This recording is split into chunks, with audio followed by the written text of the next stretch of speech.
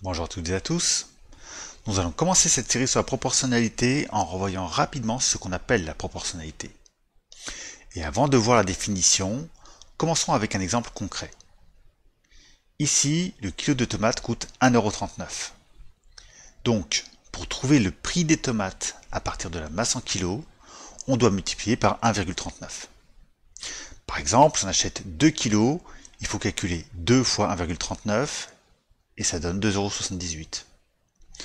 De même pour 5 kg, on fait 5 fois 1,39 et ça donne 6,95. Alors, je vous laisse le soin de vérifier ou de refaire ces calculs à la calculatrice ou en posant la multiplication comme vous voulez. Mais on peut aussi faire le trajet inverse.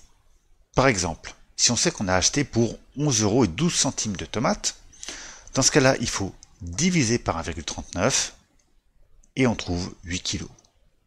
8 kg de tomates. Eh oui, quand on aime, on ne compte pas.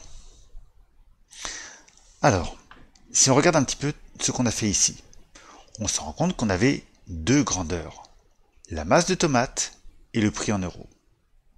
Et pour passer de la masse au prix, on a multiplié par 1,39. Eh bien, c'est ça la proportionnalité. On dit que deux grandeurs sont proportionnelles si pour passer de l'une à l'autre, on multiplie toujours par le même nombre. Ici, on a tout multiplié par 1,39. Et bien évidemment, on peut aussi diviser quand on veut faire le chemin inverse. Ce nombre, ici ce 1,39, porte un nom, c'est ce qu'on appelle le coefficient de proportionnalité. Voilà. Alors, la première chose qu'on va apprendre à faire, c'est apprendre à calculer ce coefficient de proportionnalité. Regardez cet exemple. Ici, c'est une recette pour faire de la pâte à pain.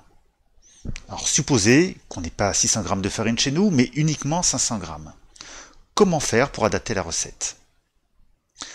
Alors, quand on doit adapter une recette, il faut conserver les mêmes proportions, c'est donc de la proportionnalité.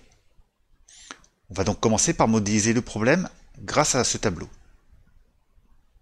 Et j'en profite d'ailleurs pour vous donner ce premier conseil. N'oubliez pas de marquer ce que représente chaque ligne, ainsi que l'unité utilisée. C'est très important pour ne pas faire d'erreur, et surtout c'est très important pour bien expliquer votre raisonnement.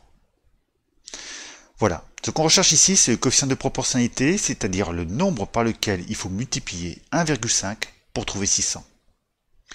Eh bien, pour le trouver, il suffit de faire 600 divisé par 1,5, et ça donne 400. Donc, le coefficient de proportionnalité, c'est 400. Alors, au niveau des phrases de réponse, pour rédiger, vous pouvez écrire que le coefficient de proportionnalité, c'est 400, mais personnellement, je trouve que c'est mieux de comprendre ce que représente ce nombre. Ici, il s'agit du nombre de grammes de farine pour 1 litre d'eau.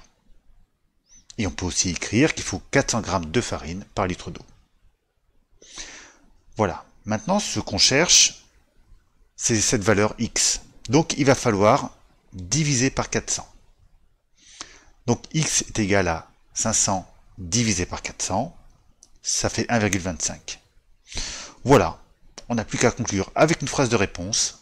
Et c'est fini. Et dans la prochaine vidéo, on verra comment reconnaître si un tableau de valeurs correspond à une situation de proportionnalité ou pas.